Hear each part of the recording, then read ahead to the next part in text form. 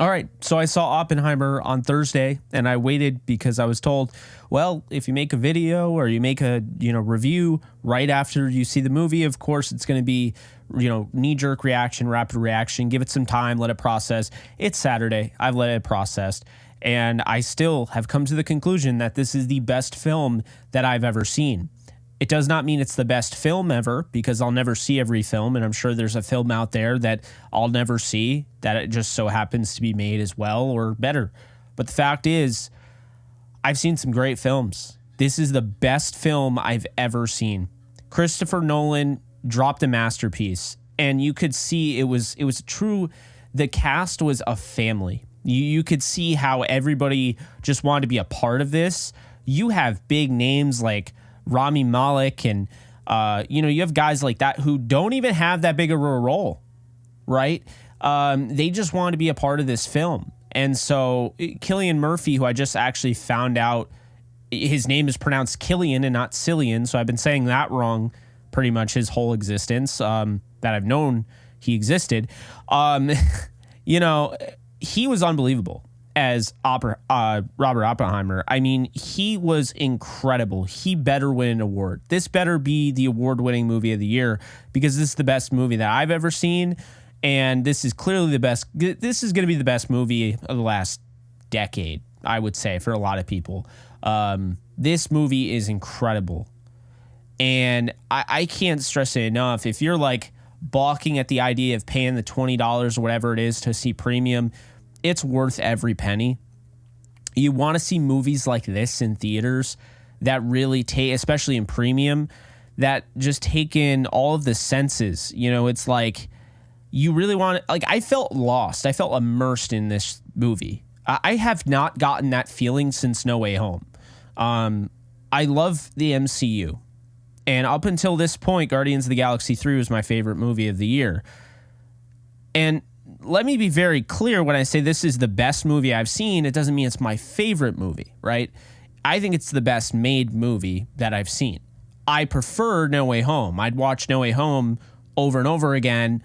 Oppenheimer, maybe the replay value isn't as there as some of the comic book films. But the point I'm making here is that Guardians of the Galaxy 3 was great, but I didn't get lost. I didn't really get immersed in it. Even I was kind of like, all right, I'm ready for this film to end. Like, let's see a good ending. For whatever reason with Oppenheimer, I'm not a history teacher or anything like that. I'm not even a history buff. Maybe football history and baseball history and just sports history, but I'm not a history buff. I know my stuff, but I'm not going on, these shows and doing any of those trivias or anything like that. But anyway, I could not get enough of this. And just like that, the film's over and you're like, that ending was perfect. It was absolutely perfect the way they ended it. It was perfect the way they made it. There's no CGI. So Christopher Nolan, $100 million spent reportedly on Oppenheimer, which is, I believe, $50 million less than Barbie, which of course it was competing against. Obviously, they're not the same thing at all. It's like comparing an apple to a potato. I mean, they're completely opposite things, except for the fact that you can eat both. Like, you can watch both of these movies. They're nothing alike. So comparing those two makes no sense. But anyway, this movie, $100 million budget, no CGI, made an atomic bomb out of practical effects. I was blown away. Florence Pugh's in it. She doesn't have like the biggest role, but she's in it. Again, non-spoiler review. Emily Blunt, I've said she's overrated in the past. That does not mean bad, just that, she's rated higher than I think she should be. She was incredible. I'm going to give her all the props there. If she won Best Supporting Actress, I would not be surprised. She was outstanding in this. Matt Damon, great. Absolutely loved Matt Damon in this. Robert Downey Jr., it was great to see him, on the big screen. Hasn't happened for me anyway in a theater, and it kind of gave me some goosebumps seeing him, because it hasn't happened in a theater since Endgame. So when you factor that in, it was really cool to see him. And there's just so much to this film. It's not just a Manhattan Project biopic film. It's an Oppenheimer biopic, but it shows you things that are going on. And I think it does a really nice job of shedding a light on just the different, like the arms race that, these different countries were going through, and wartime back in the day of World War, and, what could come. And it basically, without spoiling anything, I just thought that the message was clear. I thought it was concise. I've heard pacing issues. I've heard it's too long. It feels just right. And it's actually one of the only movies I've seen that's gone for 3 hours, where I feel like the 3-hour runtime made sense. It wasn't just like at one point you're milking it, right? The 3-hour runtime it made sense. It was awesome. I can't stress it enough. This movie was just phenomenal. I love the way, like, the cinematography is incredible. The way they pan. By the way, it's not all black and white. I know there are people that are assuming it is. It's not. It was filmed in IMAX. So, it's just it's a passion project. And I think the way Robert Downey Jr. explained it was it's the culmination of all of Christopher Nolan's work into one movie. And I agree with that. I feel like everything that he's done, very successful career. This is the end game, right? Avengers Endgame, how it all comes together, wraps up into a big bow. It's the end of phase 1, phase 2, phase 3. This was like the end of that chapter. Obviously, he can continue making movies, but this is going to be hard to beat. This is an all-timer. And I had a feeling it was going to be. The hype for this thing was unreal. I've seen on Twitter, people are like, oh, Oppenheimer bros are down bad because, Barbie's killing at the box office. Guys, you have to understand something.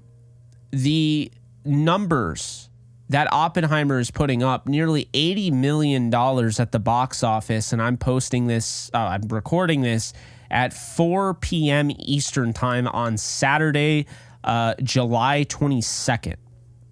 So keep this in mind. That is insane for a rated R historical biopic. You're not bringing your kids to this movie, and nor should you, because there is nudity in this. And, if you have little kids, obviously don't bring them to Oppenheimer. I've seen little kids in a theater at like Halloween and stuff like that, and it's kind of weird. Not judging, I guess, but kind of weird. Anyway, point is, this is not going to generate the same amount of revenue as Barbie, a Mattel doll that has been around for ages, that it's basically E for everyone, right? Everyone can go and see that movie. Families are buying tickets. It's readily available. And again, with the whole apple to potato analogy, everyone eats an apple, right? Maybe not everybody, but the whole saying apple a day keeps the doctor away. I mean, it can literally de-age you to a degree. Don't look too much into that, but yeah, to a degree. The point I'm making here is that you can take an apple on the fly. How many people take an apple to go? They just eat it in the car. They eat it while they're walking. Who's eating a potato just straight up like that? Maybe a baked potato, but you're not eating a potato the way it is. No. It's more of a niche thing. People don't eat baked potatoes on their walks and such. Just like, every film, for the most part, everyone that's interested in movies, not everybody's going to go the Oppenheimer route. They're going to go with the Barbie route because it's fresh, it's an apple. It's, okay, I don't have to get too emotionally invested because it's about dolls, right? Oppenheimer, it's a little different. It's more hard-hitting. It's more the hard truth. It's real. This really happened. Like bombing in Japan. I mean, it is a real thing. And so that's why I'm kind of like, I don't know. But I will say this. I stand by it. If you only see one movie this whole year in theaters, make it be this one. I really think it is as good as people are saying, like that you're seeing and everything, because it's all over. People who don't like it, they don't like it for little things. I'm not going to get into the details because that would spoil it, but this is a real thing, okay? This had, historical, like, you have to keep in mind, Christopher Nolan did a lot of research on this stuff. Like, his staff did a lot of research. This is historically accurate to what we know.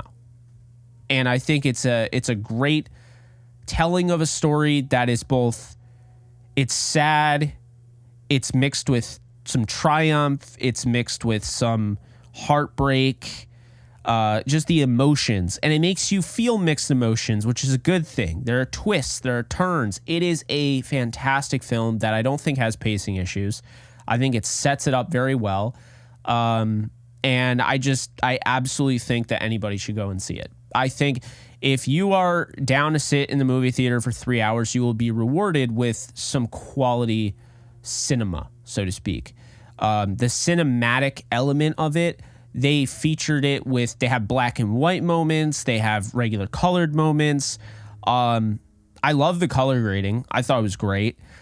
Just building, kind of showing the building of Los Alamos, which is where, they tested all this. I'm not going to get too much into it again, not spoiling, but it's just really cool. And just to see like these actors everywhere that just clearly just want to be a part of this film.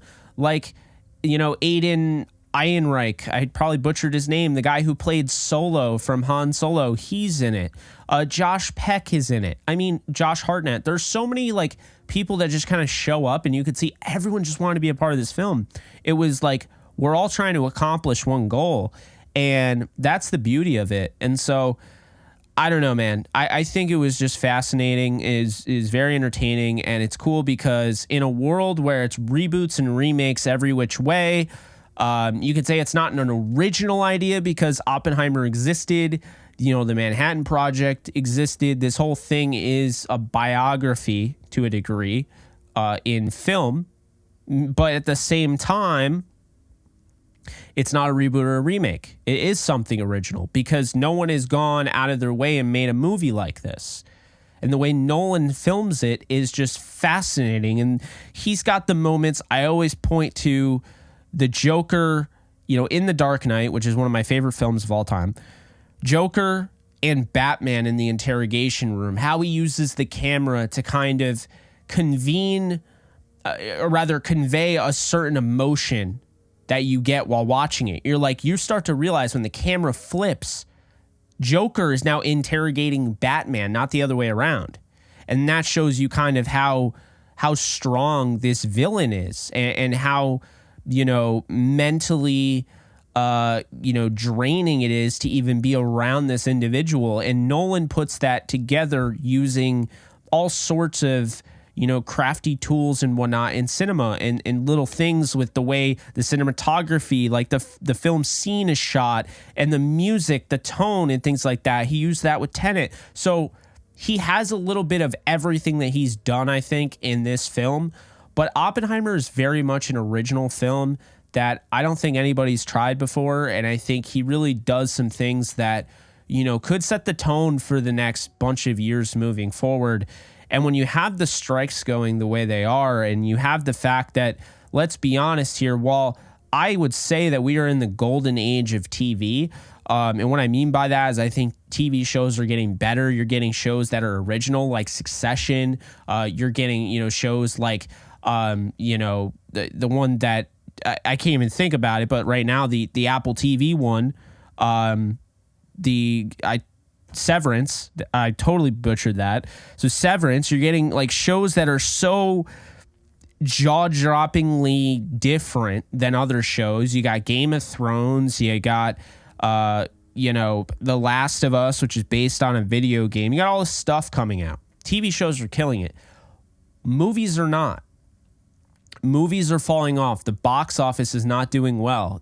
Movies are flopping like crazy. Indiana Jones. I mean, like, movies are flopping like crazy. So that's why this July, it was important for all three of these movies, Oppenheimer, Barbie, and Mission Impossible Dead Reckoning Part 1. Admittedly, I've only seen the first one of that series. I cannot wait to dive into that series whenever I get a chance.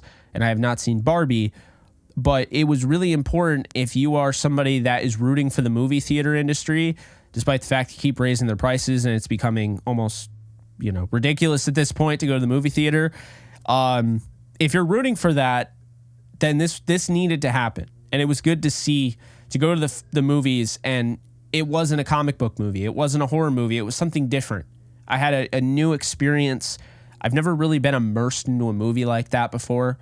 And I think just Christopher Nolan just did an outstanding job of making you connect with that movie on an emotional level and just reminding you that, nuclear warfare and dropping bombs and whatnot during wartime, people, clap and everything.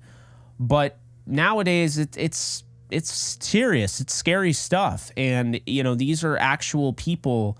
Not everybody, when the United States dropped the bombs on, Nagasaki and Hiroshima, not everybody in those areas was a bad person.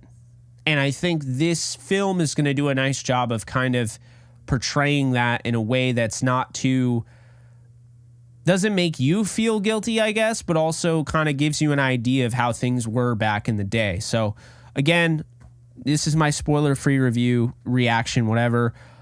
Jake Raw didn't edit any of this, but just really, really appreciate a movie like that coming out where if you're spending $20, like I felt like I got my money's worth. If I spent $20 on Indiana Jones, I probably would have felt a little bummed out. But spending $20 on that was definitely worth it. And I think moving forward, I hope more directors look at the things that Nolan did in this film, look at going out and just trying to build a community and trying to build a family in that casting, because they only spent $100 million, but they had all of these, people just wanted to be a part of that. That speaks volumes to me. So, 10 out of 10, best movie I've ever seen. Again, my favorite would be No Way Home. I'm not sure where it would rank in my favorites, and I'm not sure about the rewatchability. I think, you could watch it as many times as you want, but as far as the effectiveness, like I could watch The Dark Knight at any point, any given day, whenever. No Way Home, same thing. This one, I think I could watch this maybe once a month, which is really good for something like this. But again, it is a niche type of movie. So that's my thought process. Those are my thoughts on Oppenheimer. Should you see it? I give it a hell yeah, you should. Why are you watching this? Go and see it now. All due respect. Definitely check it out. Let me know in the comment section below if you liked this movie, you liked this video.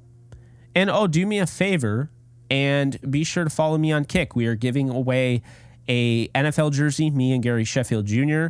The link is in the comments below. You can enter by following just both of us on Kick, and there you go. You're entered. Just comment done below. But that's going to do it for me. I'll see you guys soon. Later, folks.